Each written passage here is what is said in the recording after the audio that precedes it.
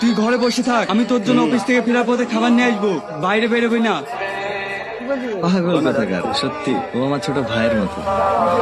আজ অফিস থেকে ফিরতে একটু দেরি হয়ে গেল, রাস্তায় যদি একটা গাড়ি চলে, বন্ধুটা আমার না খেয়ে সারাদিন শুকিয়ে আছে।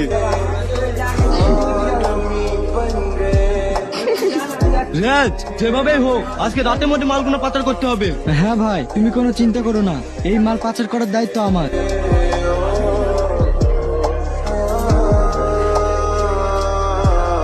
জানি তেরে দেশটাকে নষ্ট করছে, এরা ডাক পাচার করছিল, আমি দেখে নিয়েছি, আমি পুলিশকে সব বলে দেবো। আচ্ছা ঠিক আছে।